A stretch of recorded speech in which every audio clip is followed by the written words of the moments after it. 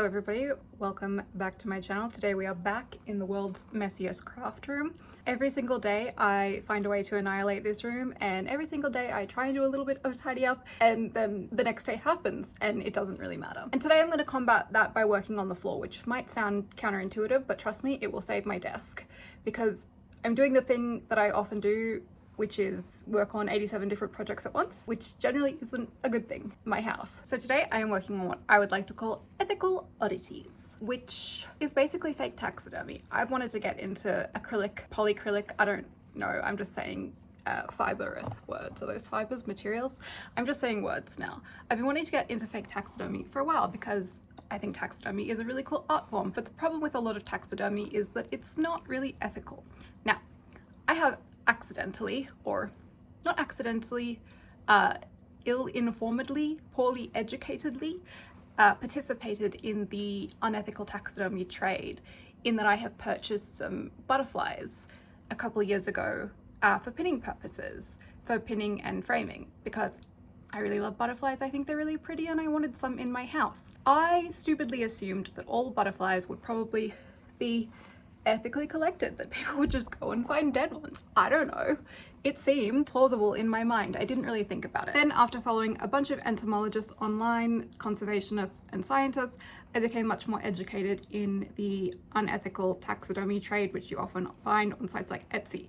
You have no real way of confirming if the specimens were collected ethically, and unfortunately my belief is that I probably participated in collecting unethical specimens. Fortunately, there are ways that you can collect ethical specimens. However, I have decided to forego that trade entirely because of the fact that I really want to be able to craft my own. But today the plan is to set up shop on the floor and create some vampire bats, some teeny tiny vampire bats for my cabinet of curiosities and my general creepy decor, and hopefully it will turn out cool. Like all sculptures, this one also had to begin with a wire and foil armature, although I did need to consult my box of eyeballs to ensure I had the correct ones to continue.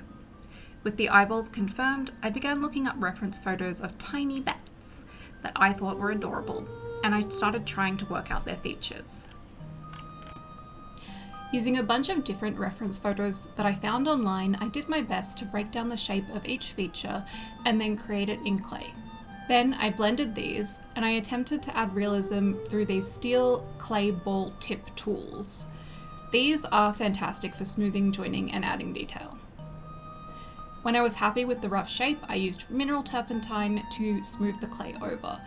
A lot of people use various oils or rubbing alcohol, and I've used these in the past, but I keep coming back to mineral turps.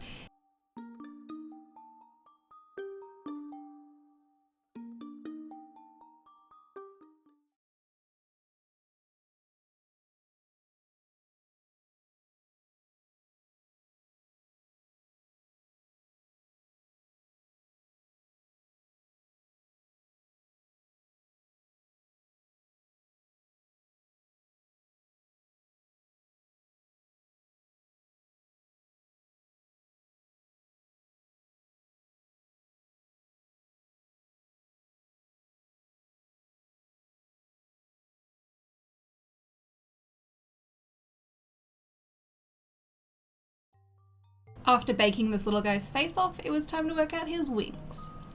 I was using wire to create the wing bones? I don't know what they're called. So I began shaping these and then cutting and wiring new pieces in to form the flattened umbrella that is a bat wing.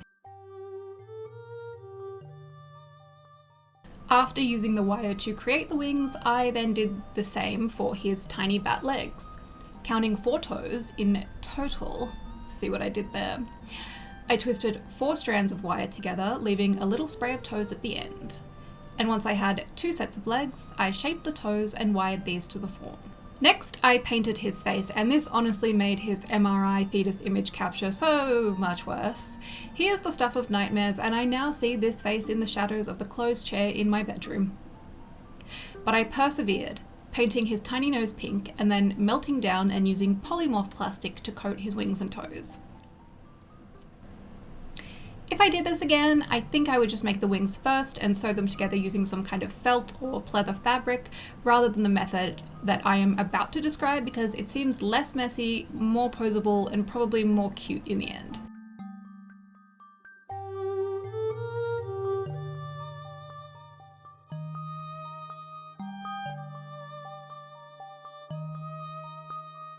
Now for the fun part, shaving this hair for my creepy little doll making project. I described the act of doing this to a friend of mine and she looked like she was going to throw up, but being the weird girl works for me because it truly means that nothing is out of bounds for me to be doing on a Wednesday. So here I'm using faux fur clippers and scissors to cut this hair down to a more acceptable length for a tiny bat to wear to a tiny goth nightclub. And, oh god, the nightmare fuel. Why does he look like this? It is so wrong. I really hope bats never need surgery because honestly they should not ever be shaved if I got even close to what they look like without fur. This is horrible. After witnessing the worst thing ever, I gave him a little mohawk. Because that wouldn't make it worse. To give him some ears, I used chiffon stiffened with PVA glue. Then I cut these into ear shapes and hot glued them to his head. But he was still scary, and he needed more fur, so I got back to shaving.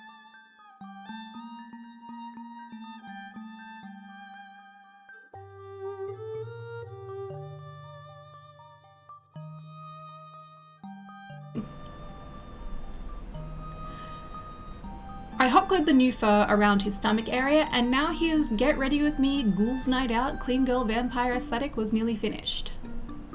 He's a TikTok star. I then stippled way too much PVA glue across his face and I began using the offcuts from the shaving to adhere fur to his face. I was trying to use the static grass applicator thingy, but I think my glue was too wet, so it didn't work very well. But I did eventually figure out how to get the hair to lay in a fur-like pattern, which mostly involved tweezers and eyebrow razors. Next, I added the wings. Using the same PVA glue and chiffon fabric, these wings were hot glued to the wing bones.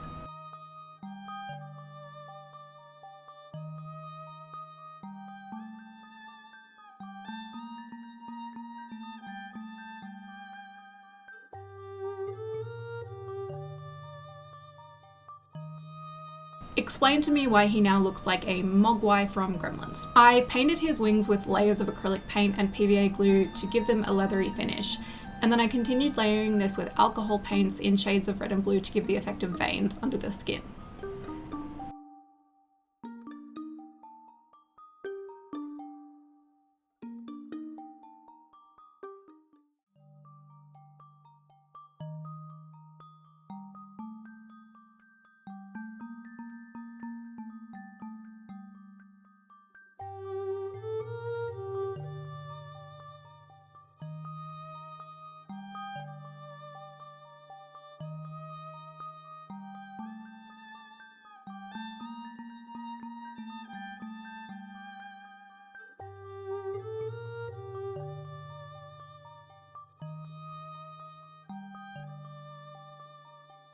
I then used a toothbrush and some hairspray to ensure he had the best hairstyle in the club.